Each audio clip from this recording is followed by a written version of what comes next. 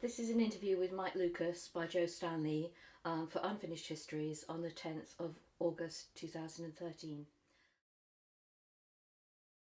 Could you explain Mikron's start and your role in it, your profound dream for this thing? Well, Mikron Theatre Company started sort of in an offhand way in 1963 when we took a show to the Edinburgh Festival.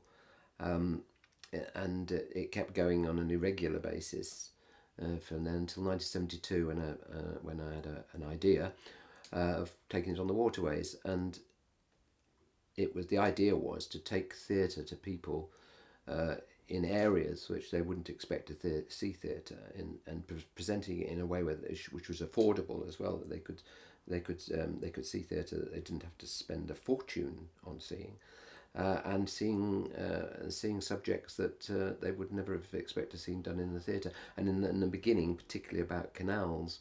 And I think the way I thought then was that this was a radical way of doing educational theatre. Mike, could you explain what background you personally were coming from, both theatre and politics?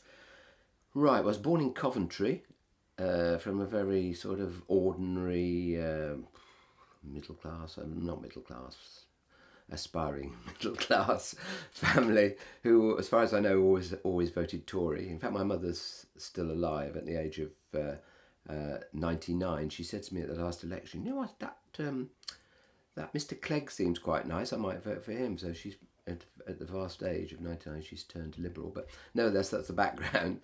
I went to LSE to study law ostensibly, but very quickly I began doing drama. I joined the Drama Society, and it was by doing that, and I spent a lot more time doing that than doing law, I must admit. It was really there that I became sort of radicalised, really. Not because LSE was particularly radical, but because the people we met as a result of the Drama Society, we had presidents, and our three presidents when I was there, which I was partially responsible for getting, were Lindsay Anderson, Arnold Wesker, and Vanessa Redgrave. Well, you can see that was a pretty good, inspiring influence on me at that time. A nice story about Vanessa Redgrave is that when we used to have our annual do where the president would come along and speak to us, and I remember after she'd spoken, I sort of totally enamoured of Vanessa, I must admit. And I stood with her. I sort of got her pressed up against the mantelpiece, and she was really nice, chatting away. But I've got to go. I've got to go and leaflet the Daily Mirror building with my CND leaflets. So that was another part of my radicalisation. I then marched on CND marches. I think I went twice from Older Marsden to London. And I heard people talking like Michael Foot, Bertrand Russell, these are the people who were talking at that time in the late 50s, early 60s. So all that had an effect on me. Got my law degree, went to drama school. Again, started to be a bit radical because I started asking if I could do my own things, like put on a review, put on a play, which nobody's ever done that before. So I did that. Then I went into the wild jungle of the professional world. Started my career on the end of the pier at Brighton in weekly rep. Moved quickly upwards to the Manchester Library Theatre, where I was an ASM. And from there into the world of theatre and television. But mainly in television I started in Doctor Who, but I did loads of comedy series, the Liver Birds, the Frankie Howard Show, the Dick Emery Show, all those. But I did some good dramas as well. So that's how it all started. What sort of parts did you play? Uh, The gorgeous young boyfriend?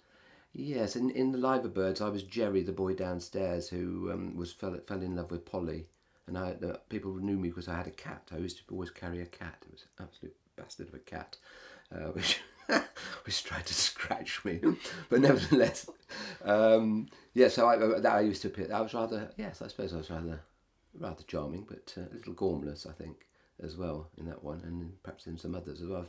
Fishmonger's assistant in one I did. But then I did drama. I did actually do some drama where I played some serious parts as well. So that's really where it all started. Right, thank you. So you lived in Camden when you were living in London, and Mikron began there in 1963. What kind of theatre did you do then, and in what kind of spaces in London? And how do you think the area affected what you did as well? Well, it actually started in Edinburgh in 1963 at the Edinburgh Festival with a show called the Bubonic Plague Show. And then when we got back to London, that's the first time we'd called it the Mikron Theatre Company, and that was, of course, it was Mick, a guy called Danny Schiller, who at that time was known as Ron Legg, that was his real name, and then my wife, who was Sarah Cameron, so it was Mikron, and Mikron means small, which of course we were always going to be, small theatre company, so that was how it worked out. So we came back to our flat in Camden and decided to keep the company going, but it was on a very irregular basis. So we did occasional performances of plays, some of which I wrote, other people wrote, and I haven't got a lot of memory of all those, to be honest. It's a long time ago, but what I do remember is that we were one of the first companies to perform at the Little Theatre Club in St Martin's Lane, which at that time was one of the first, or maybe the first place run by Sarah Evans to put on lunchtime theatre. And the other people who performed there quite regularly was also Ed Berman, who went away then to form Interaction and the Ambience Cafe, which also did lunchtime theatre. And we did the show there, and Sarah decided to get the critics in, lunchtime, and none of the critics would come. They said, we don't cover, we only work in the evenings, we only go to shows in the evenings, we don't go anywhere at lunchtime. So it was that, you couldn't even get a critic to come at that time. You can see how things have changed now. In London there are all these little clubs everywhere, but at that time that was absolutely unique.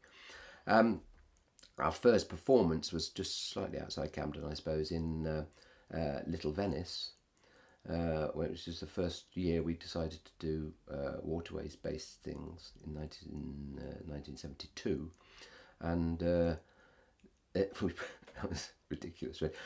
I don't know if you know Little Venice, but it's got an island in the middle, which all the boats go around like that, and then go Paddington Arm going that way. But the audience were actually on the land, and we were performing on the island, so we were hellishly long way from them for a start-off, so projection, and also boats kept going round and past us, so it was an interesting introduction to performing in London. You'd be about 10 foot away from your audience. More, a lot more than 10 feet. If 20? you're going up, yeah, a lot more, yes.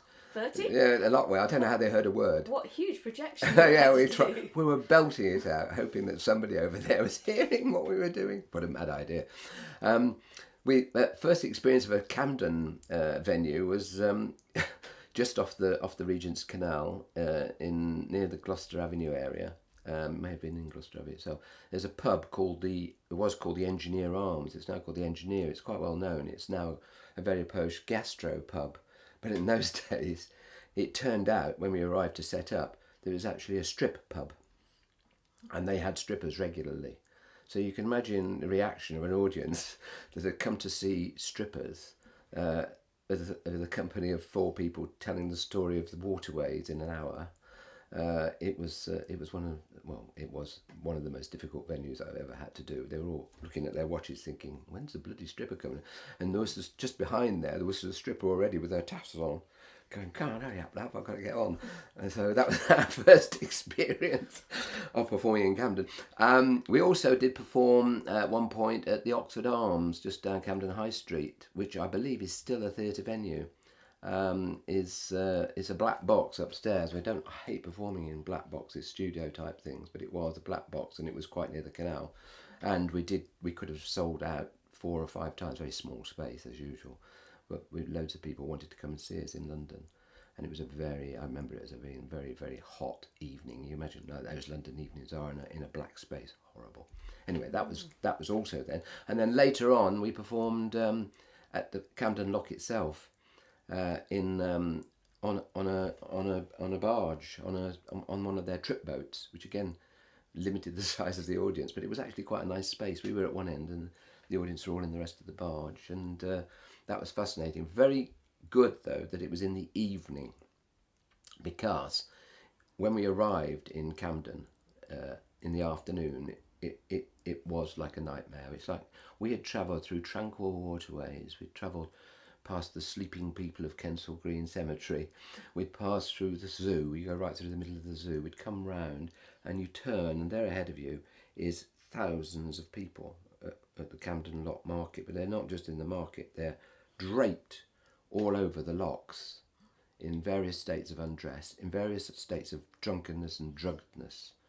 And they don't seem to care. They're jumping into the lock, and we're coming up trying to take a 70-foot narrowboat through that lock. It was horrendous. Suddenly we'd gone out of our lives into some sort of hellhole, and so it was very nice to know that the evening most of them had gone home. We also perform. We then our most regular venue in London then became the London Canal Museum, which is just the other side of the tunnel from Camden in Islington, but it's very close. And the London Canal Museum had been opened. It used to be an old ice cream factory and ice holding factory, and they turned it into a museum, told the story of ice cream and ice, but also told the story of the waterways as well on another floor. And it was a very good performance space for us. Lovely to tie up in Islington Basin with all the other boats that are tied up there, and do that. And that's become a regular venue. We've been doing that, still doing that, every year. And recently we've gone back into Camden with, we do the Pirate Club, which is just above Camden Lock, which is a place for young people to learn boating skills and all sorts of different things, like a youth club. And that's sort of become a regular venue as well. Mike, you got a boat, in fact several boats over the years, and finally Tilsley, is that how you pronounce it? Tyseley. Tyseley, yes. That's an area of Birmingham. Oh right, in 1975. So why and how did you get a boat, which some people might see as a liability rather than an asset? It can be. I mean, it could be. Well, it was one of those. Well, it's my only idea I've ever had, really. I suppose. I'd been going on canal holidays, which in those days, in the mid-60s, was quite a pioneering thing to do. Particularly if you started to do the mad things we did, like going through the middle of Birmingham, which nobody did. And we took a perfectly nice white, what we call noddy boat, cabin cruiser, into the centre of Birmingham, and when it came out the other end it was black, because the Birmingham waterways in those days were incredible. They were absolutely filthy and you couldn't even get out of them to go into the centre of Birmingham. They were all fenced off. Very different now. So had a great holiday, all that pioneering stuff, and at that time also I was sort of a jobbing actor at the behest of incompetent agents. Don't get me on agents, but never there. So I was not particularly happy. I was a sort of potential director. I had directed, had written, and acted. So I was doing all three, but being frustrated in all three directions. So I thought, well, I better start thinking of something I can do where I can sort of take the action, as it were. And I just had this ridiculous idea one day, literally while I was shaving. So I was just literally shaving like that, and I said, "Good God!" And it came to me, and I just went and told Sarah this mad idea. I said, "What about us taking a boat, finding a boat, going on the canals, taking the theatre company, performing in village halls, and all the people will be packed out. They'll love it. They'll come and see us, and we can do all sorts of things. I could do, we could perhaps do something about the canals, but we could do a Shakespeare. I can. In fact, I actually did work out how you could do As You Like It with 4 people. On a boat? No, not on the boat itself. I have to point out that we never did perform on our narrowboats, Tyseley or any of them, because they're 70 foot by 7 foot, and they're not really suitable for performing on. We always performed off the boat, but canal side, as it were. So this mad idea of taking Sarah sort of went along with it, really, and that's how it all started. And it is a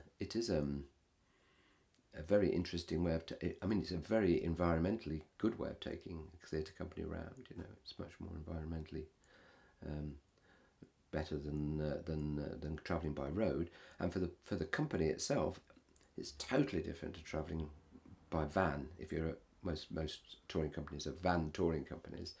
They're at the behest of motorway cafes, landladies, bed and breakfasts, and finding themselves sitting around a lot with nowhere to sit, nowhere to go.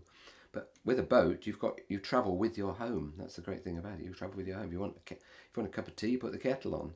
You eat at a particular time, and the only stressful thing, I suppose, whereas with a van touring company, people are not quite as much on top of each other. On a narrowboat, which is, as I say, only 70 foot by 7 foot wide, is not very wide. You have to learn to live linearly. You are on top of each other, and your space. Although you have your own space, you're not really covered. People can hear you. It's very difficult to get anywhere where you'd be completely quiet. You're constantly with people, except you're not. That's the other thing. Except you're not, because you're also working outside a lot. You're travelling along, you're going through locks, you're getting out, you're doing the locks, you're walking on ahead, you're sitting out the front of the boat. So the only time we really did, as a company, get together properly was a thing I always insisted on, was that we always ate together 2 hours before the show, and it was somebody's responsibility. There were only 2 things we had on a rota. One was cooking and one was steering.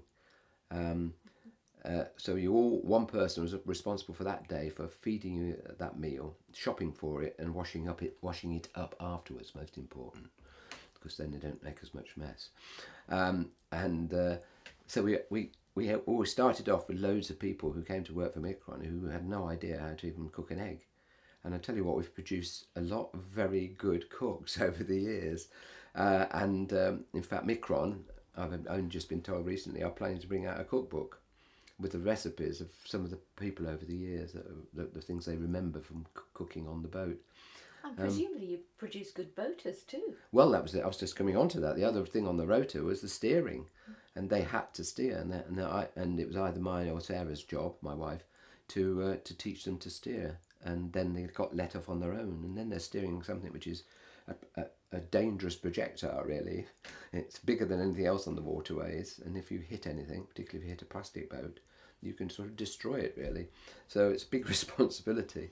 So they learnt these skills they'd never have learnt as ordinary touring actors, all these extra things, and also how to react with the public, how to very close up, how to learn to work so close to the audience. Sometimes the front row was literally, I'm acting, you're my front row. So 3 feet away. Yeah. And it's very immediate, and so that's another skill, and that sometimes can be tricky for actors when they first take it on board. But they learn all that, and if they stay for more 1 year, they learn it even better. So how did it affect the size of the sets that you were able to travel around? Very much so, because that dictated the style in a sense, because we had limited space on the boat. We had the roof of the boat, and then we had everything had to be organised. So if something went somewhere, it always went there. The box of programmes went there, the props went there. We had various little areas which were outside of the boat, which had got you could lift up and put stuff in. But everywhere had its place. So when they'd finished a show, they all had to go back into that place. Some of them tried tricky, like all the instruments had to go under the back bed, and the back bed had to be lifted up. And you imagine when you've done a show, you've got to do all that as well. It's hard work. So that limited us. So we always had a small set, just tend to be a screen, which was designed so that the actors could go behind it if they wanted to. Although a lot of our work is done in front, even the changing, very quick changes. And the props, of course, were also had to be very carefully chosen, and nothing that was too big that wouldn't fit onto the boat. So that dictates it, and it also helps to dictate the discipline of the show, I think. I'm just imagining that you and Sarah in your little front cabin, where the typical, man of the barge would be normally, it must have been crowded out with bits and pieces from the show. Well, no. Most definitely it was all hidden away, mostly. Yeah. But we don't forget that there is on a boat, there is a back cabin of a boat, which is where the boat family would live. Some of them, many as 4 or 5, 6 at a time, living in a cabin 8 foot by 7. And that's where Sarah and I eventually lived when Sam was old enough. Because don't forget, we had our 9-month-old son with us when we started this. Sam was only 9 months old, and damn it, did he start to learn to crawl just as we went on the boat. So we had a crawling child starting off our very first tour. And gradually through the years, Sam continued to tour with us. He still came away from school for 6 months at a time, and schools always seemed quite happy with this, and toured with us up until he did his GCSEs. So we had that aspect of us as well. But in the back cabin, about the only place you can get away from the other people, because you've got an engine room in between and 2 bulkheads. So it's possible to actually get away a bit as trying to keep a marriage going, apart from keeping a company going as well. So very different to van touring. Perhaps it's worth saying at this point here, Sarah's role trying to book in advance using phone boxes. Yes, don't forget, we are in the era of, people forget this. I mean, there's no mobile phones or anything like that. Everything had to be done if you had to contact somebody from a telephone box. So yes, Sarah often used to, whenever we tied up somewhere, she needed to go ahead and talk to the local newspaper or whatever. She'd take a stool with her to the telephone box, and I've seen her often when sitting with her bikini, because it was steaming hot, on a stool in a telephone box, sweating away, talking to the press. Feeding 10 fees all the time, presumably, whatever it was then. Yes, it would have been, yes, if after 72 decimalisation, yeah. But the thing about the mobile phone is quite interesting, because the very first time, I think it was first time any member of the company brought a mobile phone on board was 2000, year 2000, round about there. And I remember her bringing this phone, and it's just an amazing thing, because she would have no memory of what the tour was like, because she spent her whole time like this. I wonder what the hell she was doing. And she was texting, and she'd spent 150 quid texting or something. So she never looked up. She looked like that the whole time. So that was the start of it. And now, of course, it's all completely different, because they have their laptops. They have everything on board with them. I'll mention that later to you when we come up to that bit. So did this change the entire future of Sarah's work then, the existence of a mobile phone? Yes, of course. Yes, it became much easier then. But by that time, Sarah had stopped doing the administration, and we started having other people on the boats, managing the boats at that point later on, by the time the mobile phone came in. The thing also about the performing on the boat is that we are performing, our venues are laid down for us. I mean, we started off performing in our first tour in village halls. So we'd be pretty depressed after we'd performed to, if we were lucky, 6 people and a dog. Dog probably being the most appreciative member of the audience. And then we would retire to the pub to drown our sorrows. And the pub would be absolutely crowded with people. And we suddenly looked round and thought, something wrong here. This is where the audiences are, not down the village hall. The pub had become the community hall, become the community space, and it was really there that we should be. And of course, it was right, because there are loads of canal-side pubs where we just literally have to come in alongside, tie up, take our stuff off, and perform the show.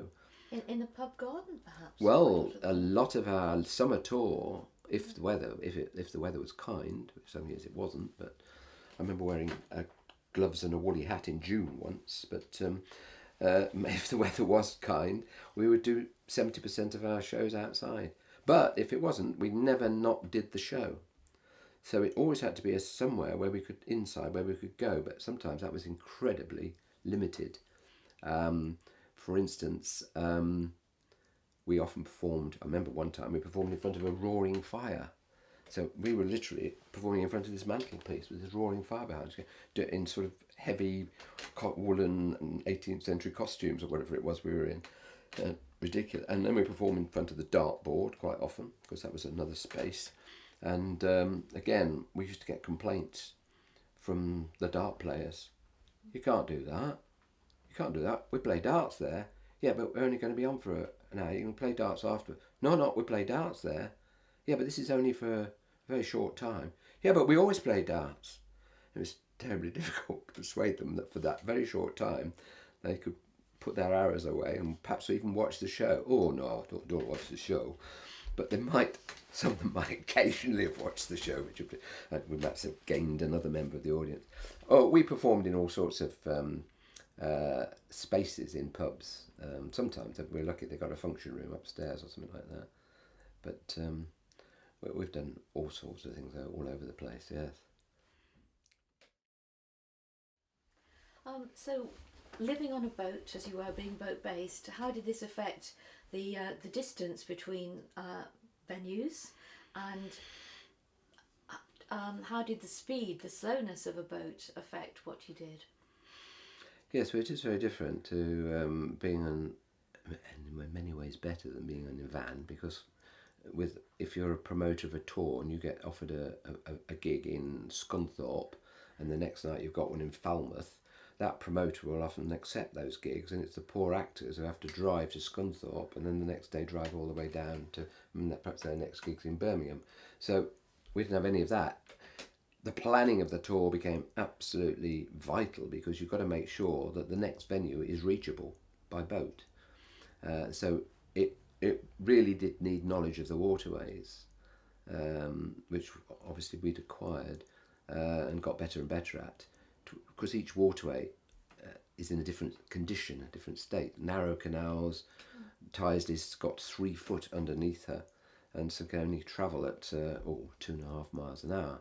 Put Tysley on a river like the Thames, and Tysley can go about 8-9 miles an hour. As soon as she's got some water under her, she'll go, even with a 16 horsepower engine, which is what she had. But so therefore the tour has to be very carefully planned so that you can reach the next day. So some days you'd be travelling, it was very short, you'd probably have maybe 2 hours and go through a few locks. Some days we'd be up at 6 and do like 8 or 9 hours boating, doing something like 20 locks, and then getting to the venue and having to set up and do the shows. But you couldn't do that every day, so we had to try and work out the tour. So there were some days which were less hard than others, but it was quite remorseless. We always had one day off a week, but that wasn't necessarily on the same day. We might go 6 days and then go 8 days. It would depend where the venues were again. And again, the actors had to accept that. It wasn't like you couldn't have the sort of equity contract, although we were equity and we paid equity wages. I point out at this point, we had this sort of arrangement where people knew that we couldn't organise a waterways tour under the normal repertory theatre contract or whatever. So people who came on the tour knew they had to do this, and generally speaking, they were happy with that because that's part of the life. So we performed from April till October. We did a 6-month tour in those days. I don't think you get any actors to do a 6-month tour anymore, to be honest. Nowadays they perform on the waterways in June, July and August. Only do 3 months now. Then they do stuff off the waterways by the dreaded van, in May, September and October. Could you spell it out why you couldn't do it all year round on the cut? What were the problems in winter? Stoppages are the main thing. Weather is the other. Stoppages are when they close a canal to do repairs, and they do them in the winter.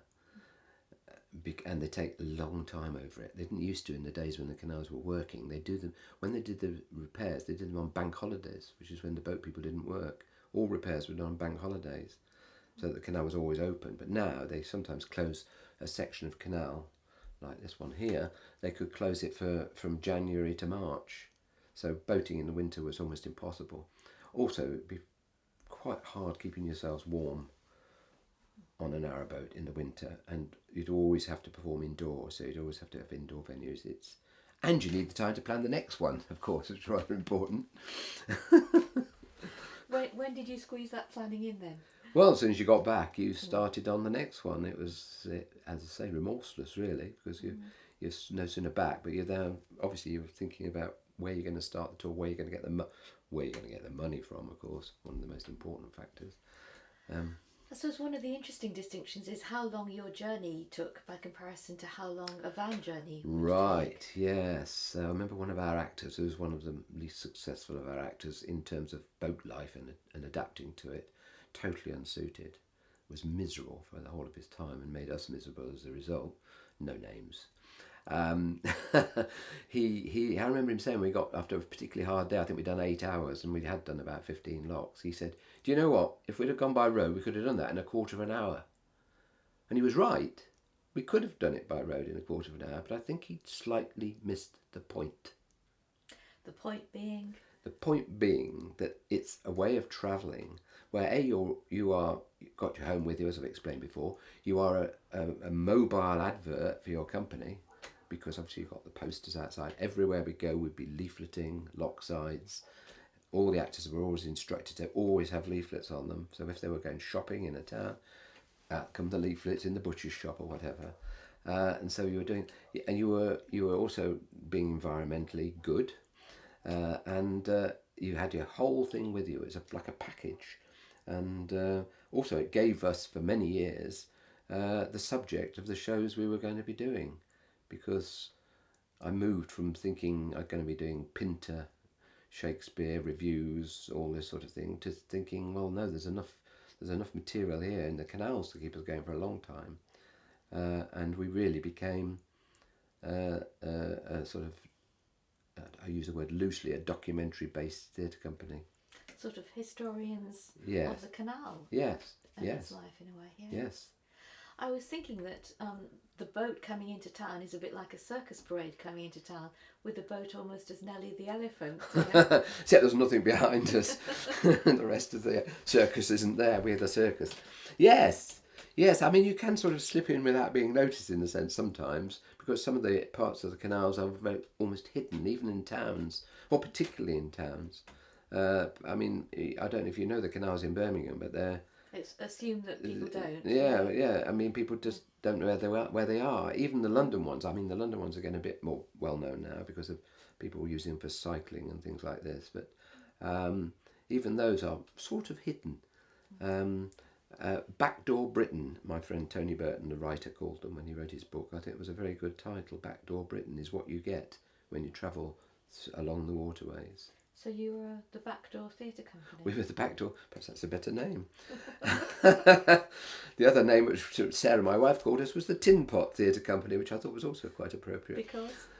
Well, you know, no, I mean, it was ironic. I mean, Tin Pot, meaning that you sort of hammer yourselves together, really. You exist. I was thinking a bit like tinkers, you know?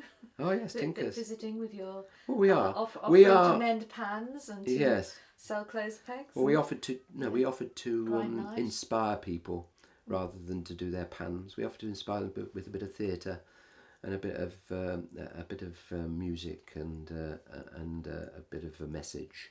So yes, we were, in a sense, the closest you're ever going to get to, I suppose, travelling players in these days. So, Mike, I'm sure people must have fallen in. I think the general rule was that if you hadn't fallen in, you weren't a true Mikronite, as we call ourselves. Yes, most people did fall in. Some people rather more dramatic than others. The most common way of falling in is, which I'm sure anybody here has probably done, is the bit when you're holding onto a boat and the boat starts moving out, and instead of letting go, you keep hold of it and try and pull it, and eventually there comes a point where you cannot hold anymore because you've got that going, and you have to let go and you fall in. That happens quite regularly. People think they can keep hold of the boat. So this is people on the bank holding the boat sort of just while you're at a lock. It's one of the company holding the boat, and then somebody opens a paddle and there's a lot of a rush of water, so the boat suddenly swerves like that. But that's how my worst one happened. I've had several, but my worst one, I think, was the nearest I came to dying. Was coming out of a lock. We were actually pulling another boat with us. In fact, we were pulling our own boat, Tyseley at that point. It had broken down, and we borrowed another boat to tow Tyseley while Tyseley was being repaired. So we were going through narrow locks, which only one boat fits in, down a flight of locks, which is a series of locks, and we were. I was alone on the motor because I was the only person who could steer this other boat, going ahead. And then when Tyseley came into a lock, being pulled on ropes, I would then tie Tyseley to this boat and pull it out of the lock down to the next lock.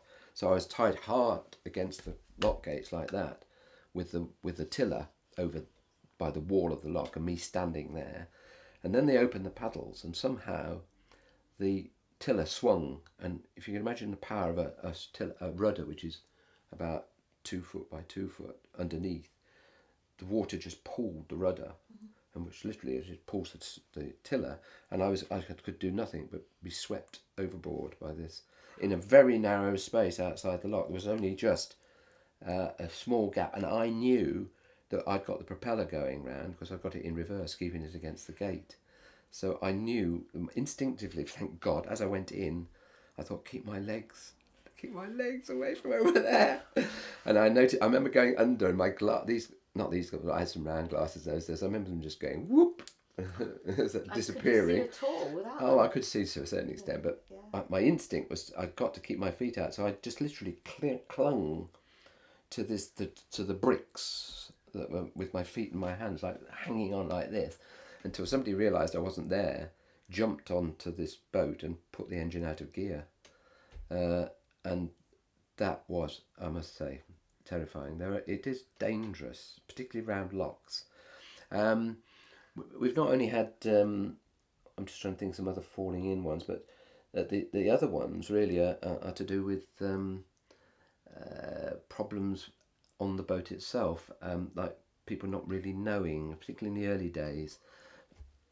A lock has what's called a sill, which is like the dam that stops all the water coming through. Right now, if you're going downhill, you have to make sure the boat's further enough down the lock, so that as the lock empties, you go straight down. But if you put the boat at this end, if the boat emptied, you'd literally have the back of the boat sitting on this sill, which is what happened to us, because this guy maintained he didn't really know there was such a thing as a sill.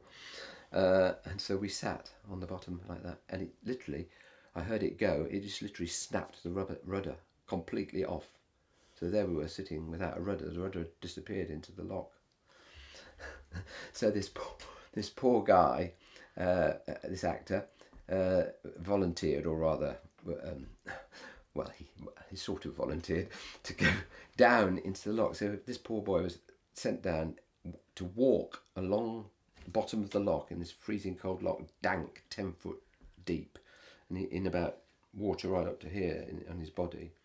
His chest. Yeah, feeling with his feet to see if he could, because we've got to get the rudder back, because without a rudder we were rudderless, as it were. We couldn't go anywhere. So he went along, and he couldn't get. By the time he'd gone all that length, he was just a juddering mass. He had to be taken out and warmed up a bit, and so we just left it at that till the next morning, when we decided we'd have another go, and he went back in again. And this time he shouted he'd got it. He leant down, he pulled out, he leant down, he pulled, and we could see this thing coming out of the water, and it was a 5-barred gate. What that was doing in there, I don't know, but anyway, it was a useful bit of lock clearance. And he carried along, and he suddenly shouted, "Yes, I've got it." And we lowered a rope. Unfortunately, in the rudder, there's a little hole like that where he put this rope through. He went down under the water, put the rope through, and we pulled the rudder out. And then we had to have it fixed. So that was another thing. Somebody had to then come from a boatyard, and we were late for our venue, but we managed to get there. That's the thing. We always get through. Tyseley had a reputation as a boat, a great affinity with the boat, because Tyseley is a working boat. Always used to get through. The boatmen say, "Oh, Tyseley, she swims well, and she'll always get through." And sure enough, that's what we always had. That was always in our mind. We'll always get to the show, one way or another. Sometimes we had to be rescued by a vehicle or something, because we literally were so stuck. but we always got to the show. One of the famous occasions was we got stuck on a gravestone. We didn't realise it was a gravestone at the time. We went past a cemetery where somebody had obviously pushed a gravestone into the canal, and we just landed straight on it, and the boat tipped at a most alarming angle like that. And that took hours and hours to get off. We eventually got off by getting loads of people pulling on the front, and then there were loads of boats at the back of us waiting to go through, and boats coming the other way. And we got them, some of them pushing, some of them pulling, and eventually we got through, but not without a scare again, because I was looking around. The boat was at an alarming angle, and I suddenly said, "Where's Sam?" Sam at that point was 4, and I couldn't see Sam. I asked Sarah where Sam was. She didn't know where Sam was, and I suddenly panicked. I thought, my God, he must have fallen off. I really did panic. And then, after what seemed like an eternity, up popped David from down below, who was doing the cooking, trying to cook at this angle, still carrying on doing the meal for us. And he came up and said, "Oh, Sam's down on his bunk playing with his toys." And so we did get to the show, but again we had to be helped that time. Somebody appeared from behind a tree and said, "Oh, I've got a Land Rover, can I take you down to the venue?" We always used to get helped in that way. So frightening stories like that. Another one more with Sam. Again, Sam's involved. You've got a child on a boat. It is a very boat people themselves used to lose children like nobody's business. What, die? Yeah, because none of them could swim. Boat people themselves couldn't swim. Their children couldn't swim, and they fell off and drowned. Or they went even worse. Lots of horrible stories of them going under the propeller and just being cut to shreds. So I mean, they had large families, and they sort of got another one, as it were. But it was tragic. I mean, I've heard so many tragic stories when I've interviewed the boat people. And so Sam, I was particularly aware of Sam. Well, I mean, I never usually let him out of my sight, but on this particular day, I was sitting at the front of the boat talking to somebody, and Sam was at the back, and he was about 4.5. And he used to love it when we'd tied up the boat. He'd put the tiller back on, put the tiller pin in, put his boating cap on, get the map out, get the horn out, and he'd pretend to be boating. And on this particular day, I think he was getting a bit enthusiastic about going around a bend, because he was pushing the tiller like this. And I suddenly heard from the other end, 70 foot away, I heard a splash. And I ran down to the other end, and he'd literally fallen straight in. And all I saw was his cap coming up and then going down again. And I jumped in and I don't remember this bit. I remember him starting to run. Next thing I remember is being in the water and lifting him out like this, with him all dripping. And Sarah my wife came dashing along. She said, "I heard a splash." I said, "That was me you heard, jumping in." But Sam had fallen in. And so I think he was too shocked to cry. He just stood there dripping. So you have to be so careful. It's worth saying, isn't it, that canals aren't necessarily deep. So No, he fell into 4 foot of water. Yeah, but could drown you easily. But one of the problems is things like lock walls. I mean, these are awful stone walls. If you cracked anything against that, it's serious. Did any members of the company break anything? Yes, me. And Sarah, my wife, she did. Both of us were jumping off the boat. Mine was as we were approaching a lock on the Oxford Canal. We were actually on a stretch of the River Cherwell. It becomes, for a moment, the canal becomes the River Cherwell, but at one point the river goes off to the left and the lock goes to the right. And the person who was steering, who admitted later she hadn't got her glasses on, was heading as if she was going to go up the river and she would have soon run out of water, and not towards the lock. And then we looked as if we were heading straight for the island.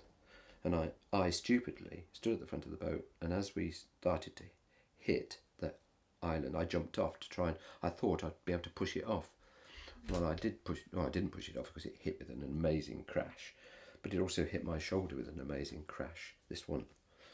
And I broke my shoulder. So there I was on the middle of this island with a broken shoulder. Well, I didn't know it was broken at that point, but I knew I was in a bad way.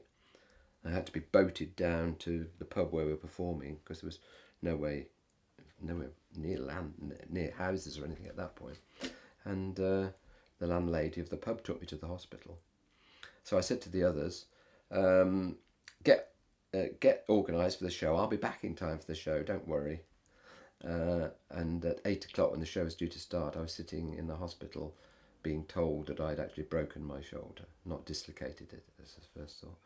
So when I finally got back to the pub, the actors had been very resourceful. They decided to, because there was an audience, they decided to sing some of the songs from the show, and they recruited Sam in as well to come and help them.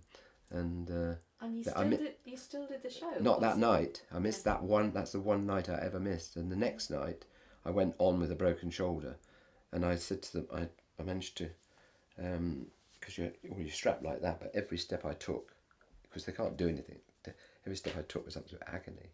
So I said to the actors, look, I'm normally supposed to move around, obviously, but don't worry, move to me, and it'll be fine. And I won't move very much. Anyway, the show started, and I behaved exactly as I would have done in a normal show. I did all the moving and everything. I didn't even notice it. Show finished, and I was in complete agony again. It was just... I hate to talk about the theatre, doctor theatre and all this, but that literally was an example of one of those moments when sheer adrenaline takes you through. Yeah. And then I did 4 weeks like that, strapped up. But you just get on with it, don't you? We have no understudies, we have nobody to go on for us, and if you don't do that, you cancel the show, and that's no money for the company. And you try not to do that. We've missed very few shows. I think a couple of people, other members of the company, have fallen and broken or very badly hurt themselves.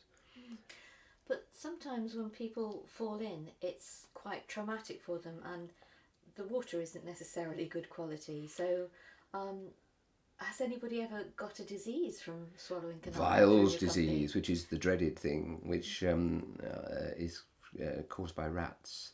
No, nobody ever has. In fact, we used to, in the 70s when we first started, we swam in the canals quite regularly. Never even thought about it. Now I don't think the actors would swim in the canal. They still swim in the rivers. They swim in the Thames and the Severn and places like that, but not in the canals anymore. Is it nice to do that after work? I imagine Oh, it would yeah. be after show finishes. Oh, yes. There was one classic occasion when we did a lunchtime show where it was incredibly hot, and we'd had a very, let's say, an extended after-hours session the night before, drinking cider, and we were all a little, a little weak. But we did the lunchtime show. We had to do the lunchtime show. We got there, did the lunchtime show, and I remember going out at the end of the show and doing my little speech, which I always did, and the actors had all collapsed behind. They were all lined up, and fortunately, the weather broke that afternoon, and there was this almighty storm, and all of us, it was almost without nobody said anything. We all jumped out the boat in whatever we were wearing, very little. And we all went outside and we took soap, and we were all out there on the tow path having a wash, showering in this rain. It was a lovely moment, actually. I remember that vividly. So what was Mikron's relationship with the few remaining traditional boaters by that time, and with lock keepers, and with this new canal community that was coming up, which was hippies and to do with kind of squatting and a whole new way of thinking about where you live and how you live? Let's start with the boat people, as I call them, the people who actually, for centuries, from the 19th century, a family tradition of being born, living on the boats, dying on the boats. That was virtually dead by the time we started. In 1972, about 2 years before, the last regular narrowboat run carrying coal down to London stopped to the Keelian Tonnage Jam factory in Southall. That was the last regular run. And the little side bit about that was the boat people themselves were the last people to be told they were going down on this run, on their normal run. And a cameraman started taking pictures of them, and they said to him, "What are you doing?" He said, "This is your last run, I'm taking pictures of you." And they went, "What? Nobody's told us." And they hadn't bothered to tell the boat people that they were going to be out of work at the end of that thing. So that was a typical example of how workers are used here. So they had gone, but they hadn't gone very far. There was one or two still pottering about, but most of them were on the land, as they call it now. But they tended to cluster, as there was, they were very much a separate community, very much. Don't ever use the word water gypsy, because that is a word of abuse, because they used to not like the gypsies. They used to trade with them to get the horses, but that's about all the only relationship they had with them. They were boat people, watermen, whatever you like to call them, but never water gypsies. They were a very close knit community, very simple community. I mean that in a good way. Simple because their lives were quite simple. They lived in a linear village. They went up and down, and often they did the same route the whole time. If you asked a boatman who did the Midlands run to go up north, he'd be a bit, oh, I don't know, I don't know, how do you get up there? Which way do you go? And they all gathered in various places like Braunston in Northamptonshire, Leighton Buzzard, Stoke Bruin, up in Middlewich, various places like that. You'd always find a good cluster of boat people. And so when we started doing the shows, and shows about canals, we suddenly noticed that these people were turning up and starting to talk to us. And so we thought, well, this is going to be good, because we're going to be able to write shows about them. But that took us 5 years before we felt sufficiently confident, and I think we felt that we weren't trying to exploit them, because there was always that feeling we were just trying to exploit them. And what we were trying to do was say, this is what their lives were like. In many ways, great lives, because they were so independent, but in other ways, incredibly poor, very badly paid, etc.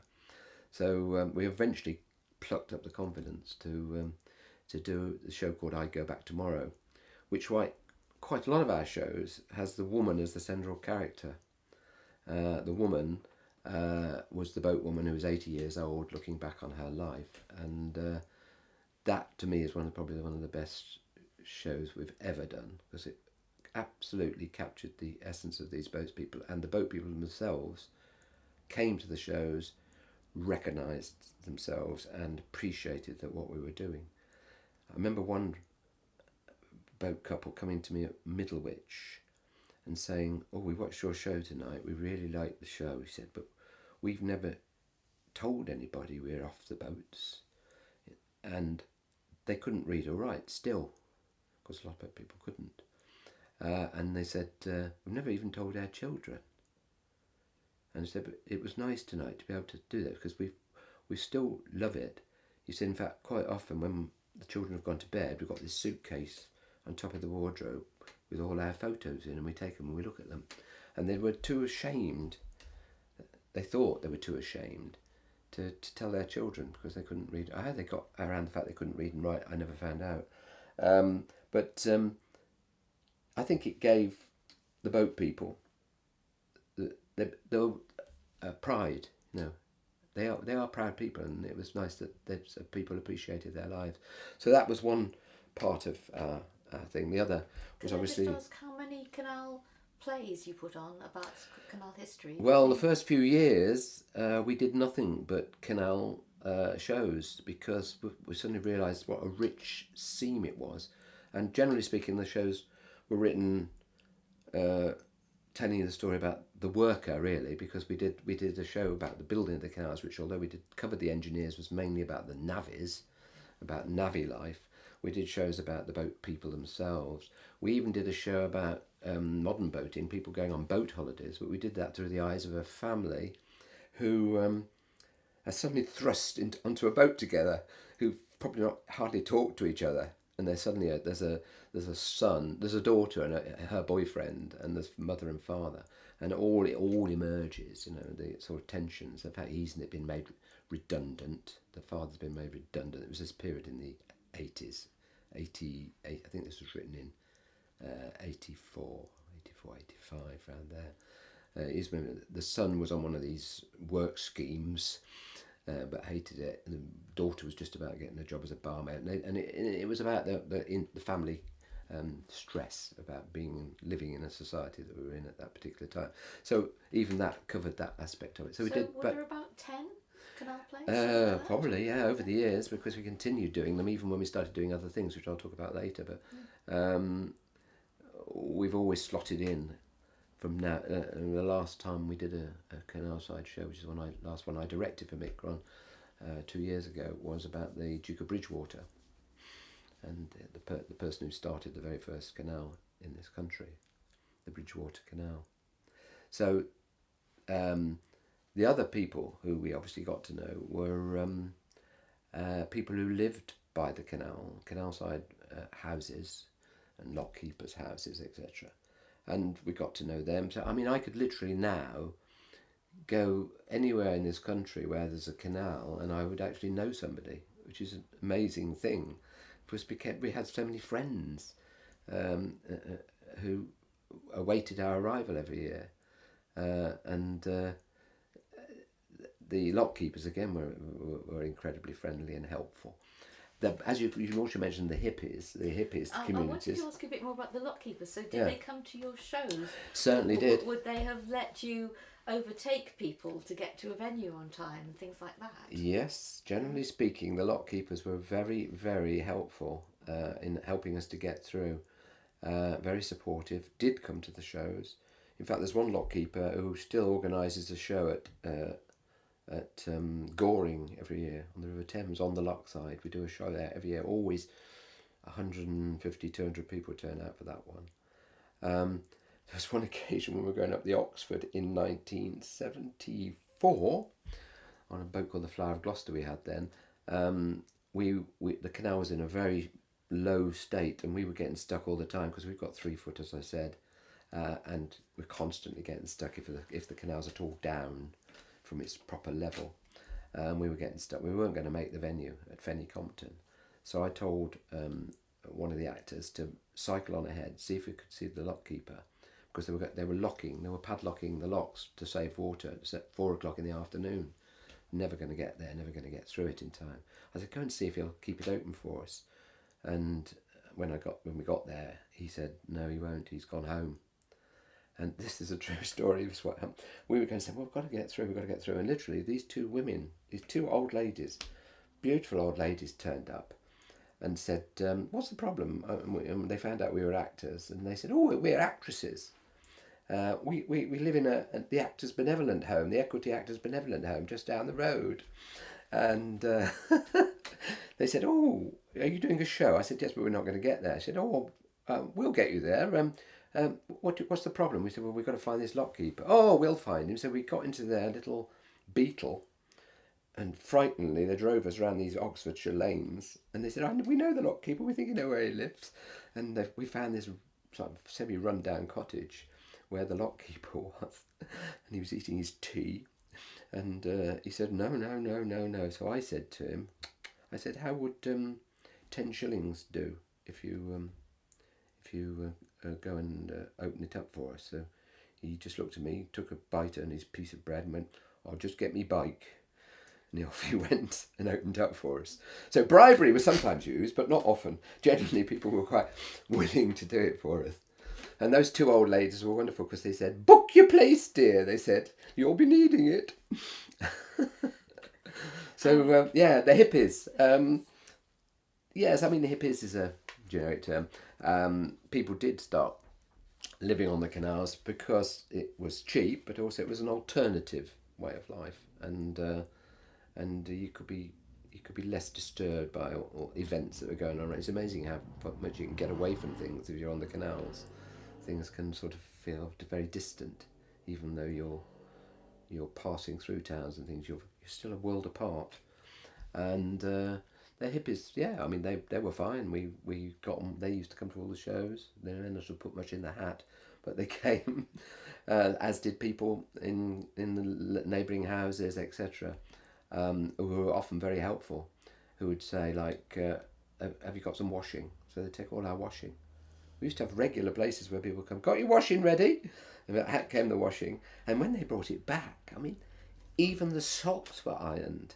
And the knickers, it was incredible. I mean, who irons socks and knickers? But this person did. And they were a neat pile and brought them back the next morning for us. So you get all that sort of thing.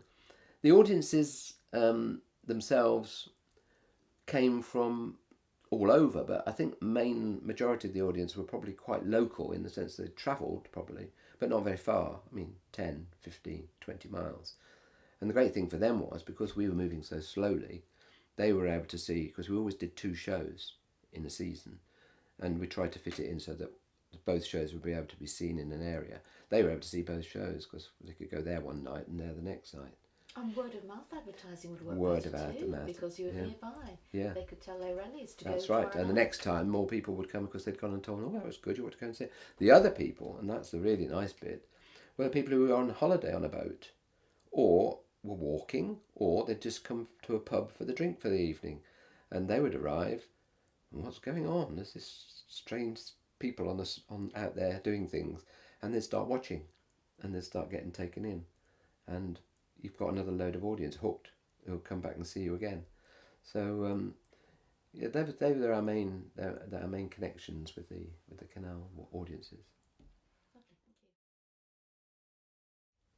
So this is just an addition to that last question about canal community. Yes, because one of the things that people perhaps thought about us, and maybe the Arts Council may have been sort of slightly guilty of this as well. They thought we were sort of just a bit flip, a bit nonchalant, just sort of enjoying ourselves, travelling around the canals, hands dangling in the water, as we travelled along, sunglasses, got our cream on, creaming ourselves, and A bit patronising. yeah, a bit patronising. Yeah. So there was a man like that at one show. He came up to and said, "Oh, he said, it's all right for you students coming along doing things like this."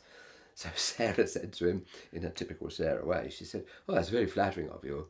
She has quite a deep voice. "It's very flattering of you." She said, to call us students. That's really nice. She said, "But no, this is our job. We're professionals." He said, "Oh, right. Well, it's all right for you now," he said. "It's all right for you now. Wait till you have children." So Sarah said, "Well, if you just look there on the boat there, which is tied right just there, our 5-year-old son, is asleep on the boat. So we have children." And he sort of slouched away.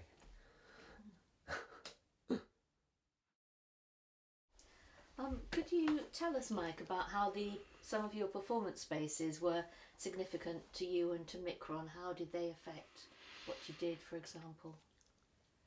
They affected us in the sense that they dictated the styles of the show, really, which has become a sort of a Mikron style, if you like, which is adapting to having a show which is accessible, has a lot of material in it which is of, if you'd like to say, serious intent, trying to get some sort of message over, but wrapped in something that's very accessible. So with a lot of humour, quite a lot of tears as well, and even more essential, the thing we've always used throughout the history of Mikron is a very important integral use of music and song in our shows. That makes us very different, I think, to quite a lot of other companies.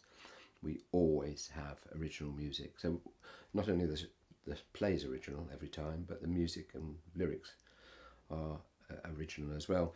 And so this dictates, this means we're performing generally in either an open air space where you've got plenty of space, but you don't let that freewheel you still work within the constraints of your set. So that's sort of your performing area. So you're still working quite tight and small, and quite, as I said earlier, I think quite often you're doing your changes in full view of the audience as well. And that's an interesting thing. You think the audience would get distracted, but actually, if you've got sufficient going on, they're not distracted by the fact that an actor is changing into something else. So pubs have been our vital area, and because we have to work sometimes in a very small space inside, that dictates how we direct the shows, etc. Canals are great because we can load up straight from the boat. Sometimes we are a bit further away, and in the old days we used to rely, before we had a van of our own, we used to rely on people very kindly coming to pick us up and take us the 100 yards or so to the show. Nowadays we have the van, which is sort of there some of the time for doing shows which are off the canal, and if needed, we often get Friends of Mikron, which is the organisation we've got now. Somebody from there will move the van for us, and the van will go from there and it'll be waiting for us down there. So if we do need the van, Also means we can use the van as a bit of a warehouse as well, so that you don't have to have all your programmes, all your posters, all your CDs, etc. on the boat, which is quite tricky. You can also store them in your van. So that's a new thing. Didn't used to happen in the early days, but it happens now. I can see that's a bit like a channel swimmer having a support boat Yes. by her, so to hand her food or Yeah. a drink or something. Yeah, it is exactly like that. Yes, yeah. But we have performed in other areas. We haven't totally ignored community halls and village halls. We still do those. Whenever people want us, we'll do them. The other thing that is interesting, canal-side gardens, because some people who come to the show say, oh, I live next to the canal. You can tie it right side our house and you could do a show, and we've got a lovely garden. And of course, the whole village will come. And that was a way of getting really new audiences, because that person who was a canal either a canal lover or a Mikron lover, or both, would invite us to their place. We'd do the show in the garden and they'd bring the village in, and that's happened quite a lot. We do quite a lot of canal-side gardens now. We've done prisons, we've done schools, we've done tunnels, dry docks. Where else have we done? Boat lift, inside a boat lift. And recently, in the last couple of years, the company did a show about allotments, very topical, and about the ecology of allotments and etc. And as a result, we gained a whole new set of venues. Allotments are, I saw the show in an allotment in Leamington. I had nothing to do with this one at all. And it was magical, because there you are, mixed all these vegetables and fruit, and there's loads of all these very keen allotment people come to see a show about allotments. And they've come because it's a show about allotments, but they loved the shows, and ever since they've been inviting Mikron to go back to perform in their allotments, even though the show is not about allotments. So you've gained another audience as a result of that. Thinking about the earlier days of Mikron, being canal-based isn't intrinsically radical. Indeed, it could be said to be conservatising, because it's rural, it's something far from radical centres. Is it the case that you might have to not offend your regulars? How did this rural community and your repeat visits affect the content of the shows that you were creating? Virtually not at all. We never took that into account. We produced a show which we wanted to do, which would hopefully be accessible, and we never thought, oh God, we better not do that, because there may be quite, there might be a lot of sort of Tories in the audience, and then we're going to get upset. Well, let them get upset. That's what we used to think. And if they stop coming, then we're out of business. But if they keep coming, then we've done something. So we never did. The only thing we didn't use any really big swear words, because there were quite often lots of children in the audience. But we did used to use bugger, and sometimes we got people coming up, excuse me, my child was in the front row and you said bugger, and it is terrible. I'm not bringing my child to see your show again. We'd occasionally get that, but that's about the most we ever got. And I never thought of changing the shows to suit the audiences. The audiences are so mixed. That was the great thing about it. You couldn't pinpoint the audience into any particular type. Quite a few of them were non-theatre goers, so that was a whole new set of people that you were getting at. The fact it was sometimes rural, I don't think really made any difference whatsoever, except I think you were getting at new audiences, and you were going to places which were expecting you that year, looking forward to you coming that year. The landlord would be looking forward to you coming that year, because he'd make a bit of money, and also if he's an imaginative landlord, he'd love it, and they loved the shows. The landlords were, if they liked the shows, the more after hours hospitality we got, so it was in our interest. So would a landlord say, come on lads, this round's on us? Oh, certainly. Yeah. And pull the curtains. In those days, you had to supposedly shut, and particularly more rural you were. The rule was always, we were often locked in with loads of locals, which was, that's a whole set of stories on its own, which I haven't got time to tell you. But and that would be very good for generating audiences the following year, presumably. Yeah. That they'd know that they liked you personally. Yeah. So they'd come to your show. And they'd say so and so, like, oh, is Mark not with you this year? Oh, is he not? Well, we used to like him. He was funny, and people still ask after me, even though I haven't actually toured. since taught properly since 10 years ago. Does that mean that you were still performing in a way, still on duty in the pub, because you knew you were sort of generating next year's audience? No, I don't think so. We just behave naturally. I think we would just let the actors just let their own. If you've got the right sort of actors, they're natural mixers. They mix. They're not hoity-toity. They're not sort of I wanted to go home and. Well, I think you said that one of your test questions in interviews of new company Oh members yes. referred to that. Would you Yes, just that was say the that? the one that used to flummox some people when we were interviewing was I'd say I used to ask them two questions: do you like pubs, and what's your favourite tipple? And people would be thinking, you could see the clicking going on. Am I supposed to like pubs? Should I say yes? And what am I supposed to say about tipple? But am I supposed to say I don't drink very much or something like this? And that you could see that. You could see when people were making a really straightforward, honest answer. Oh God, yeah, I love pubs, and I love a good pint of real ale. And then those who were saying, yes, I quite like pubs, and I sort of, if I go out, yeah, I'm sort of gin and tonic. And you think, not sure you do like pubs actually. And one thing you do spend a lot of time, apart from on the boat, the other type place you spend a lot of time is in the pub, because you can't go to the local, the local nightclub and dance around your handbag. There weren't any. So, what were the shows about, Mike, and how was that decided? Um, we started, as I think I said earlier, doing shows primarily based on the canal theme, and I think I outlined some of the shows we did. So the canal subject took us along for quite a few years, and that was decided by, well, primarily, generally either my idea or somebody had suggested something to me, and then in those early days, I used to take all the other members of the company on research, and we'd actually sort of write the shows together. We did that for a few years. We did that for quite a few years until about early 1980s, when I decided that it was probably best if either one or myself or somebody with me wrote the shows, so that we'd get a better cohesion. But for those early days, it was very much a joint thing, sort of devised by me, but created by the whole company. We then started to think, well, we've got to move on. We've loads of subjects I wanted to do. Over the years, we've done an amazing range of subjects, and I think the thing is that as I think I might mention to you a bit later, is that the subjects that no other theatre companies have ever done or is likely to do. Quite a lot of them. For example, right. Well, we've done quite a lot of shows about women, to be honest. We did a show called The British Amazon, which is about Mary Ann Talbot, who was a woman who dressed up as a man to go to sea.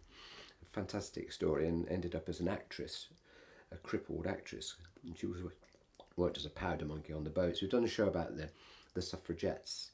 We've done a show about the women in the Second World War, middle class women mainly, who worked on the waterways and had to coexist with the boat people. That was Imogen's War. Imogen's War, yes, which is one of my favourite shows, I must say.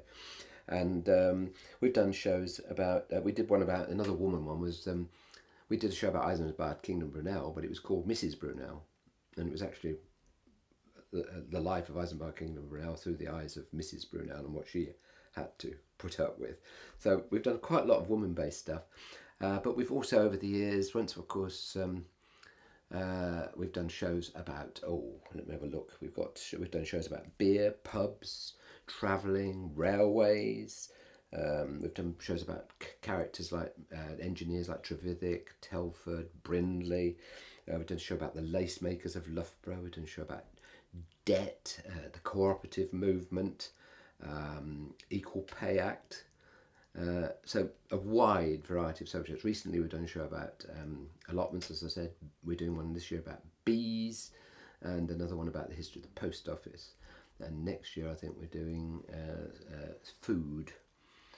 And I can't remember what the other one is for next year, but anyway, loads and loads of different subjects, but you can see the area we're working in from those examples I've given you. And the plays about the boating community, did you give people boat people the right to decide the play at all? I mean, they gave you their stories, but did they guide how you presented them? No, No. not at all. Except for one example, I'll give you. No. That we ended up with hours, and which is a fantastic archive, which we are trying to do something about now. An archive of many of them now dead boat people talking about their lives. Some of them in the 70s and 80s.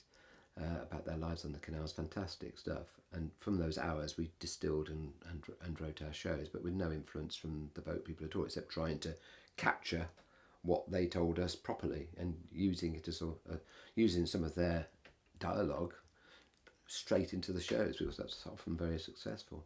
There was one occasion though when we had a scene where the boat people used to have to go to school if they tied up of a place. Even if it was 24 hours, they were supposed to go to school. So they were sent to school, but they had this sort of red book that they used to take with them, which got marked in that they'd gone to school. So as soon as they got into a school, they were immediately, the kids, you know what kids are like, bullies. The kids would notice that this person had got a red book and they would be given a terrible time. And the teachers weren't much better. And we had one teacher saying something about... it was meant to be ironic, it means it's saying how awful this was. One teacher saying about this dirty bargee she'd got in the class. And suddenly, in the middle of this scene, a man stood up and went, "We weren't dirty, we were clean, we were always clean." And one thing that the boatman would never understand was irony, you see. So he thought we were saying that the boat people were dirty. We were saying quite the opposite, but he hadn't got that. But some of those little nuances you have to be careful of, because they do come and see the shows. It's quite tricky, isn't it, working with people's memories? Because on the one hand, you want to represent them well, but you may have intuitions or political beliefs that are at variance with their view of themselves. How did you tread that line? I actually don't think I did have anything at variance with the boat people, really. I totally identified with them and their lives and their aspirations, which were simple. You know what I mean? That's something we should all aim for, really, is to try and lead a simpler life as possible, but keeping to your ideals. And the boat people were very, very good. They were very moral people, very moral. There was very, very little anything like thieving or anything like that took place amongst that community. They were very, very, very together people. You were doing educative theatre, weren't you? To what extent did you think that you were about inspiring people, not just informing them, but inspiring them to do something as a result of seeing your plays? I think it was, I suppose that was very much part of what we were trying to do. We were trying to inspire, people, get people to think about something perhaps they hadn't thought of in that particular way. Probably hadn't even occurred to them. And they come along and see a show about a certain subject, and they've come along because it's Mikron, and then they watch the show and they're influenced by that. Yes, I think so. I mean, the radical element of dealing with heritage and history is quite important, I think, because the subjects we were dealing with were very much quite often to do with the working people, and quite often to do with the fact that their lives were very much blood, sweat and tears. And the usual thing about history trying to teach radicalism and us not learning from history. And this is a lesson that goes right through. We don't seem to be able to sit back and say, well, this happened before, and why do we not learn from that? We don't. We don't seem to. It'd be very nice to be in an ideal way. That's what I'm trying to do, is to say learn from history, and also to women, for instance, who I meet women who say, "Oh, I never vote," and I say, "Do you know how you won the vote? Do you know what happened to those women who won the vote? They were force-fed. They chained themselves to railings, and it was only because they did that very radical action that they took, that you have the right to vote now, which you totally ignore." So things like that. So how did Mikron change over time, particularly the pre-1990 period, the early days? They changed because we evolved, because we were like very almost innocents. We jumped in literally at the deep end there. Mad idea. You have to turn that idea into reality, which is the tricky bit, of course. We managed to do that, but then we thought, oh, we think we're actually doing something quite good here. Let's try and keep it going. So it was that battle to keep it going for a start off, with the funding element and all that, but also, yes, we changed because we learnt where our audiences were. Talking about village halls, pubs, etc. We learnt how to choose the company members so that they fitted properly. We got better and better at making sure we didn't make mistakes. We still made mistakes because people desperate to get a job, desperate to get an equity card, and they sometimes are quite good at interviews at hiding their real selves, and that we had to dig out, but sometimes we weren't always successful. But that sort of was just a learning process, really, and we did realise that we could always do. That was the other thing that changed, of course. We could always do our own original work. That was the right way to do it. The fact that every year we created at least one new show, sometimes two, and that we would always use music, original music, and original lyrics. Really, that's it. Do you think you became more radical or less, or just radicaler sometimes with some particular shows? Well, it depends on the show, obviously. Yeah, some shows lend themselves to being really radical. If you're doing a show about these are later things, but if you're doing a show about the Equal Pay Act, it's pretty much, you can see where we're coming from. Cooperative movement, for instance, was a fantastic show to do, because that was, to me, inspiring. Ever since I did that, it's inspired me, because ever since I've done that research into the cooperative movement, I realised where we should all be going, actually. I think that, in a sense, politics has got completely out of hand, and I don't know about you, but I'm finding it very difficult to find a political party that I really want to belong to. Maybe the Greens, even better than Labour at the moment, but corporations are a different matter. It's working within communities, it's on a global scale as well, because cooperation is absolutely huge throughout the world now. Cooperatives are really taking off everywhere, and I think that is, for me, the way forward. So that's it. So what the work we've done has inspired me, as well as hopefully inspiring a few members of the audience. And in terms of turnover in a company, did people stay with you for a year or much longer? Or It varied. Some people did a year, loved it, but went back to wives or whatever. Was it like joining the French Foreign Legion? It was a bit. There's one guy who'd only just got married, and I think he saw his wife much less than he saw us during that whole year, and he ended up getting divorced. So that it wasn't our fault. Some people met as a result of Mikron. We've got quite a lot of couples now who come from Mikron, who met while they were boating together, and so and does now. anybody call their child Mikron yet? No, but I'm afraid one member of the audience has called their child Tisley after our boat. The poor girl. She's now, I remember seeing her when she was a little baby. This is baby Tisley, and I thought, you unfortunate child, what are you going to be like? Anyway, I saw her when she was about 15, and she's still called Tisley. She hasn't changed her name. And I think, well, you're named after a suburb of Birmingham. How strange. But that's about it, yeah.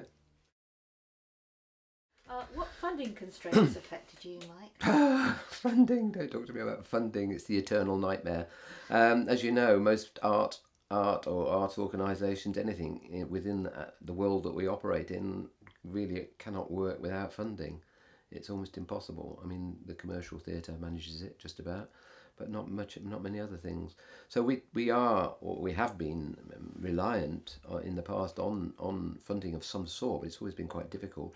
First few years, 1972, when we started the boating, we managed to, I think, get Greater London Arts on board for a little bit of because we always used to start the tour at the Narrowboat in Islington. Probably a lot of people know that pub. Very popular canal-side pub now. It was much shabbier in those days, but and then we always used to, after our 6 months, we'd return to London, and there we would be performing at the Narrowboat Islington again, and all our friends would turn out, and it'd be a fantastic night. Eventually we persuaded the Arts Council to come and see a show or two, and we got an Arts Council grant in 1975, which was wonderful. It was always quite small. We were always the lowest funded of the arts organisations on a regular funding basis, but it was a regular, and that really put us on a good stead, because we were then also got quite a lot of RAAs as well, Regional Arts Associations, Eastern Arts, West Midlands Arts, and eventually when we moved up here, Yorkshire Arts were very supportive. And that went on until the wonderful document entitled The Glory of the Garden in 1984. So this was this big Arts Council policy statement. Yes, when they were going to, this was seeding, yes, it was seeding the garden, and they were going to take theatre out to areas that didn't normally get theatre, and I thought, wow, this is good. And then I come down one morning here in Marsden, went downstairs, picked the Guardian up, saw a headline saying theatre companies axed, and I thought, oh God, poor things, some companies are going to get cut. We'd heard nothing, so it obviously wasn't us. Then I read down the list, and that's how I found out that we'd been cut.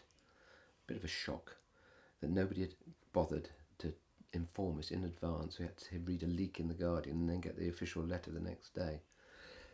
So that was the end of our Arts Council funding, really, on a regular funding basis. We've never ever got it back.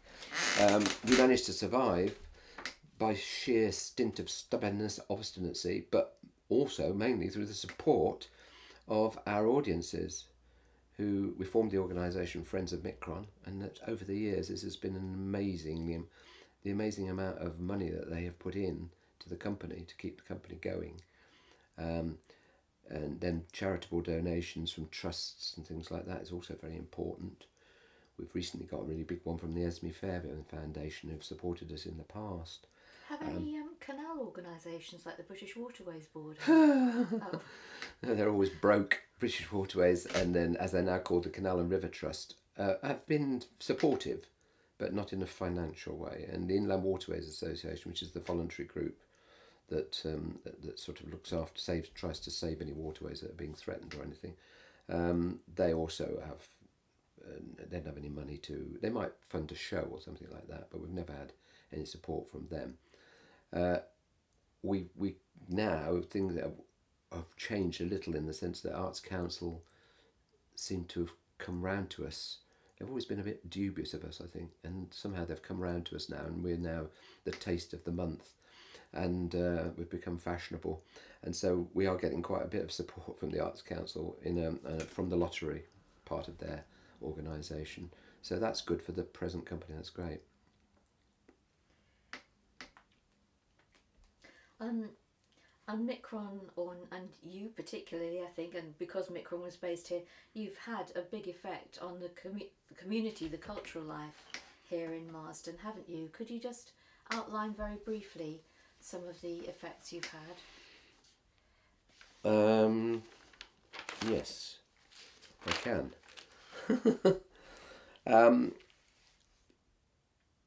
We moved here. You're talking about moving here? Yes, I suppose perhaps we should presage it by saying what impact did it have moving from London to Marsden? Yeah. Yes, we moved here in 1978 to sum it up. The reasons were that we ceased liking living in London, and we realised we could operate the theatre company from anywhere, and so we moved. Without telling you all the full story, we moved to Marsden, which is a small working village in those days. The mills were still working, and a very small community of about 5,000 people set deep in the Pennines. Bit of a culture shock moving from London to there. So we soon realised that we had to live with the village, if you like. We had to be part of that community, and in a sense, if we could, give to that community. So we spotted that the local cinema had closed down. So we thought, oh gosh, I think if we could get hold of that, we could make that as a base, and then we could start doing things there, as well as doing Mikron, do stuff for the local people as well. And we had only just thought of it, and a big snowstorm destroyed the building. It fell in, and that was the end of that. The cinema had gone. It's now a housing. And we then put our sights on the Marsden Mechanics, this huge building that they've got in Marsden, which was used for teaching working people and entertaining for younger. It had been sitting pretty empty, apart from the library for many years. And we fought a 10-year campaign to get that restored. We were sort of part of the leading, spearheading that. And we managed to get the building restored, which became, part of it became Mikron's base. But then we started doing things which were community based. We started bringing in regular professional theatre, professional dance, professional singing groups, etc., pop groups. We put on regular monthly exhibitions in the foyer. We did a community play. We thought about starting up a cinema there. This was all while doing our other stuff as well, and we had no extra staff for doing this either. You ask my partner now, Lynn, because she worked for us for 10 years, what she had to go through, supposedly some of it on a volunteer basis.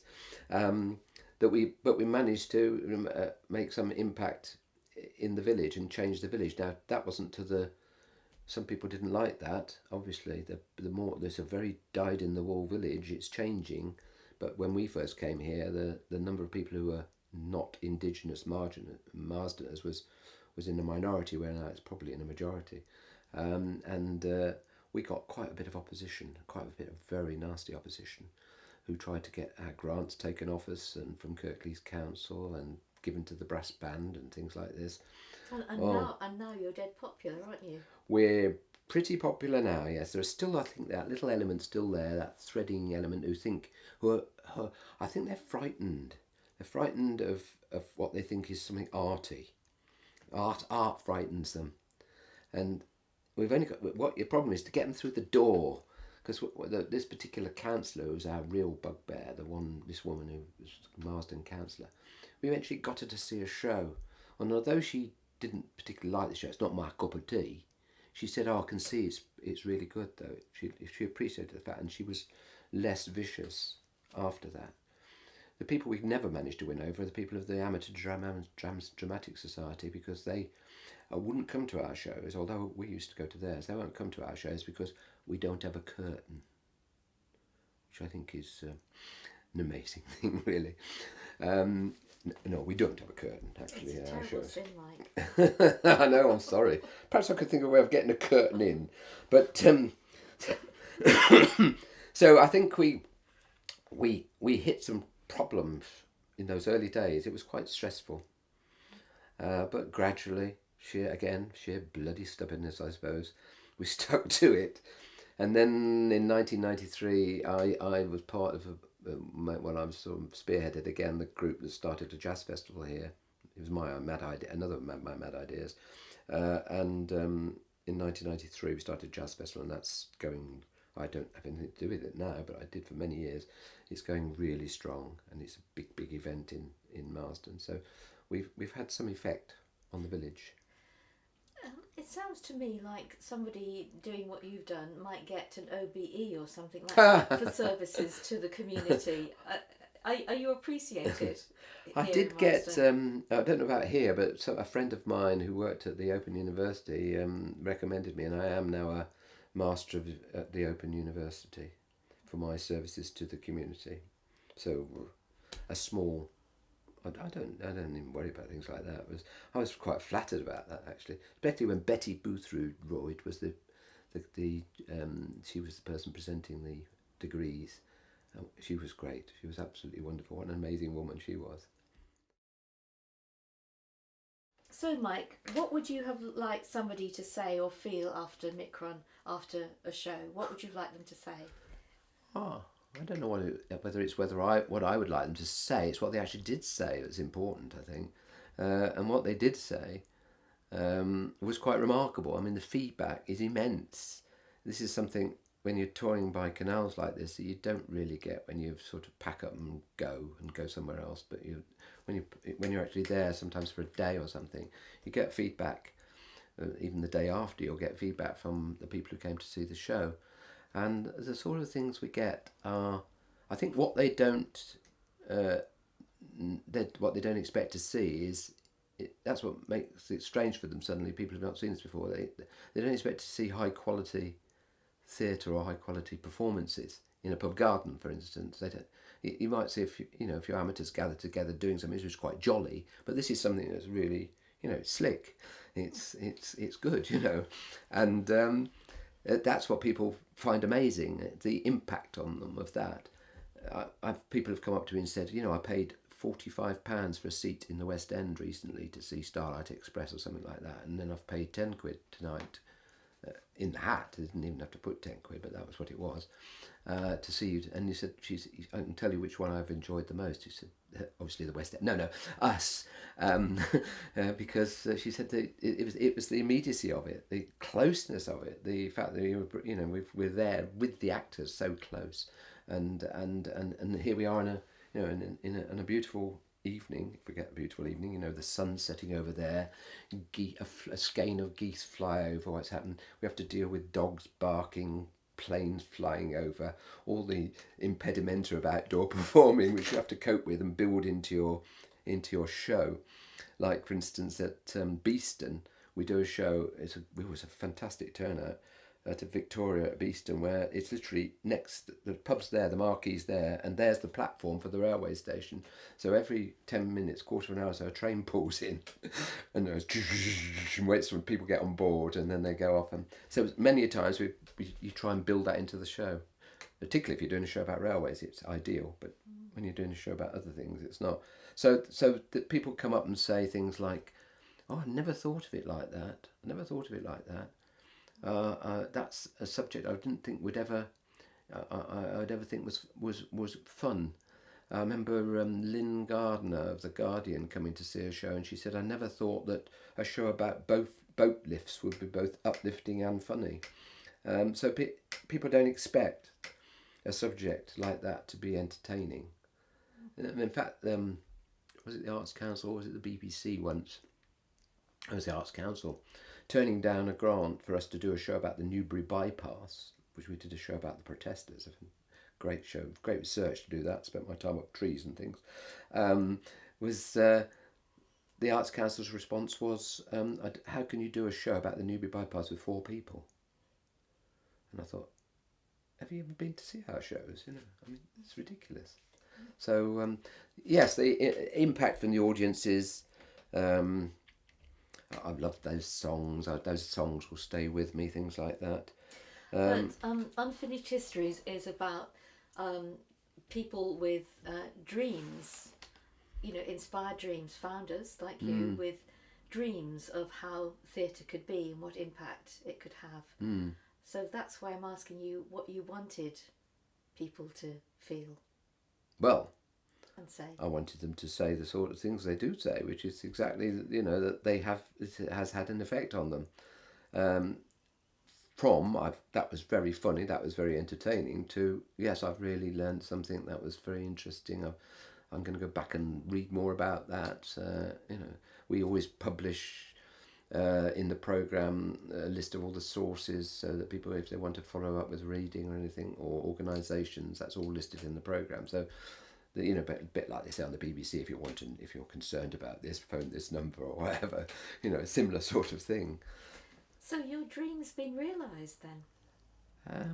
Well, in the sense that if dreams ever get realised, it never gets to a point where you think, oh, you've got it sorted, because I've never known a moment in the period of this 40 years when there hasn't been a battle of some sort, when we haven't been fighting for money or fighting something, fighting Yorkshire Arts, fighting the Arts Council, whatever.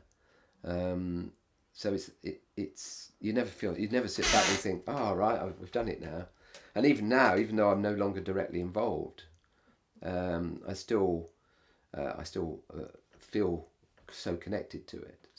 You've been saying "we" all the way through, even though you've been talking about this period after you've left. Yes. Yeah. I'm still very much "we." I think I'm down in the programme as founding artistic director or something. So I get me credit in the programme. Yeah, you're VIP. You're Mikron VIP. So, what legacy do you feel that you and the various performers have left? Actually, there's been a legacy for the actors in one sense as well, apart from what we've left. And I think there's not hardly been any actor who's not come through Mikron who hasn't been affected by sometimes in a not a good way, but generally speaking, in a really good way. I don't think there's many people now you'd spoke to who've worked for Mikron who don't remember it as a fantastic experience. Some of them a difficult experience maybe for some of them, but for a lot of them a great learning experience for them, of which they've carried on. They've carried on in their sort of. Some of them have gone off and started their own. Like one person went off and started the Covent Garden Community Theatre as a result of working with us. There are people working now. I know there's a show in Edinburgh about the Tolpuddle Martyrs, which is written by an ex-Mikron actor and stars him and another ex-Mikron actor, actually my daughter-in-law. And it's in Edinburgh and it's getting good reviews. And it's about When We Are Free, I think it's called. And the style of the show is very Mikron. It's very Mikron. It's only two of them, but it said something about in the review I read, what a fantastic use of, what a great way of doing theatre to just have a small number of props and just two people playing all the characters, which of course we've been doing for all those years. The Royal Shakespeare Company, do you remember when they did Nicholas Nickleby and they didn't have any set and they just had chairs and they built the chairs and people changed character? Everybody went mad. And we'd been doing that years before they did Nicholas Nickleby, but that's the RSC, so they get the... But I think one of the impacts you must have had on your audiences is that you must have, as we said, educated and inspired them, but helped them learn about canal history and to learn to think about politics in a different way, perhaps?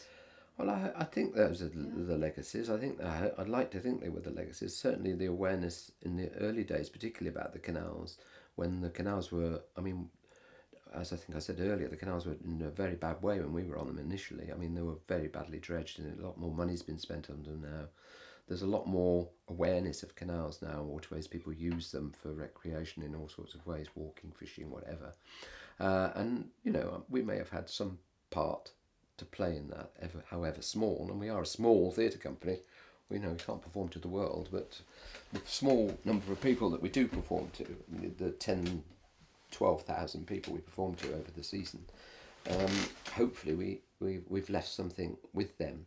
Well, I think we must have done, because we're still here after 42 years, and we're still touring, and we're still performing on some of the venues are exactly the same as we did 42 years ago, and some of them have still got the same landlord as they did 42 years ago. That's remarkable.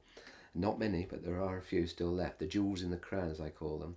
And so I think we must have done something right over the 40 years, but that doesn't set in for any complacency. What I think is wonderful is about how Mikron is now, because that was what I always wanted to hand over the legacy. And what's been so amazing is that this young couple who are running it now, Peter and Marianne, have totally taken on board the ethos of the company. They fully accept that the company is.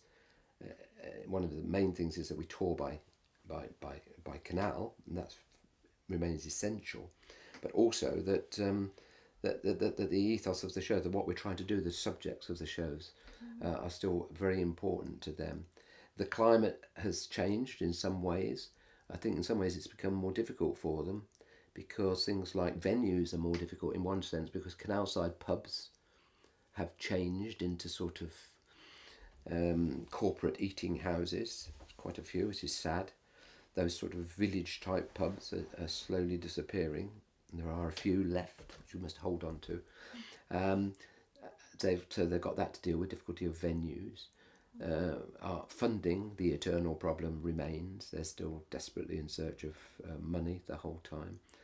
But that hasn't deterred them, and they seem determined to keep the show on the road, or on the water rather, exactly as it has been before. And when I say exactly as before, I don't mean in a formulaic way. I mean there is a sort of a way of doing things on the canals that works, and they're sticking to that, ranging over all sorts of subjects and with different actors, etc. So a new generation, hopefully carrying it on for another 20 years. And how would you like your period of Mikron, 1963 to 2000-ish? 2011. Yes. How would you like that to be remembered, both within radical history and theatre history? Gosh.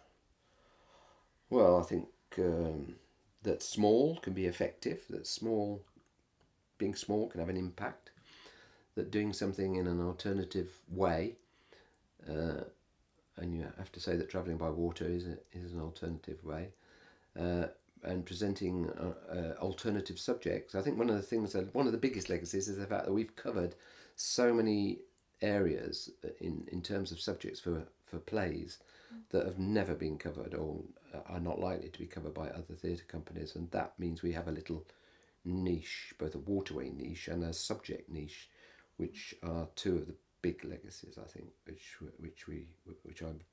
think we hopefully have, but from both my period and continuing.